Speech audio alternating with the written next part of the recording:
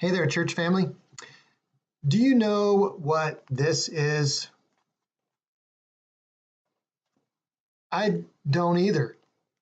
It's a orange pouch. It's got like some fluid in there and some beads. A good friend of mine gave this to me, and I was very grateful, but I didn't know what to do with it. So I kind of squish it like a stress reliever ball. I rest my hand on it when it's on the desk because it feels nice. It's got this microfiber on the back, and so sometimes I use that to wipe off the dust off my computer screen. But just a couple of minutes ago, as I picked this up, I actually realized that there are instructions here on this tag. And the instructions explain that this is actually a hot-cold pad. So you can heat this up and use it as a hot pad to, warm up something that's sore muscles or sensitive. And you can freeze it and use it as like an ice pack, and put it on a bruise or something like that to relieve the pain. And I am so much more thrilled now to own one of these. Actually, I own two of them, and I'm so happy now because I know what they're for. Before, they were just kind of taking up space on my desk, but now that I understand what they're for, I actually can use them, and I'm so excited. So I'm going to take these home, and I'm going to heat one, and I'm going to freeze one, and we'll have a good time. But I wonder if sometimes we feel that way about the church, and we have a church, and we know what some of the functions are, but we're not really sure the purpose of it. If someone were to ask you, why does the church exist? You might say something like, well, it's to give a place for believers to gather to worship.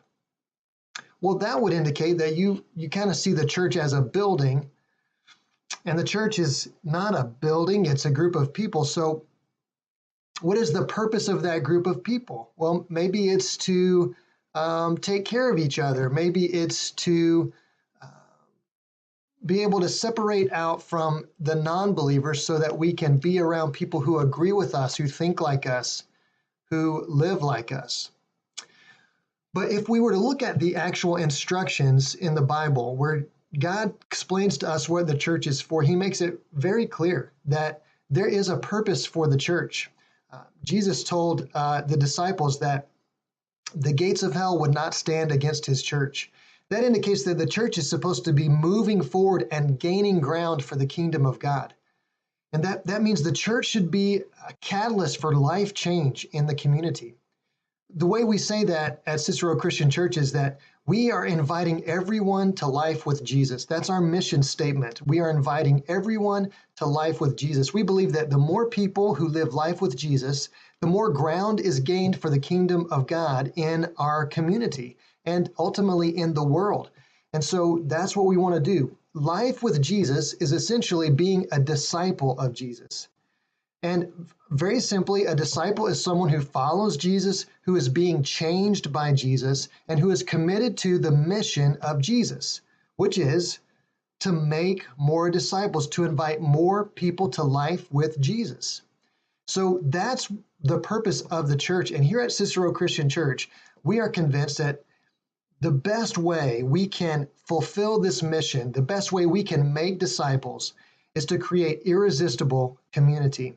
That when people gather together in community where they are loved, they are accepted, they are challenged to grow in their faith and to deal with the things in them that are not healthy and productive, and to move on from those, and to live the life that they were created to live, to take care of each other and to be generous to those in need and to serve those who need to be served. That kind of community is irresistible to people. When people see that, they're drawn to God. So we're convinced that when we create irresistible community here, that we are able to invite more people to life with Jesus. And therefore, we fulfill the mission of the church. We actually use the church for the purpose God intended when he established it long ago. So, how are you using the church? Is it something that you kind of see a couple functions that maybe benefit you and you try to get the most benefit you can out of it? Or do you see the bigger picture, the whole purpose for why the church exists? And are you committed to the mission of Jesus, fulfilling the purpose that God intended when he established the church? We believe that when we work together, when we have unity about the purpose of the church, we will see more and more people come into life with Jesus. More and more people become disciples and disciple makers. And the transformation that will happen in our community and around the world will be eternal and powerful and life-changing and amazing. And we look forward to God doing more and more of that among us and through us. Can't wait to see you guys on Sunday. Bye.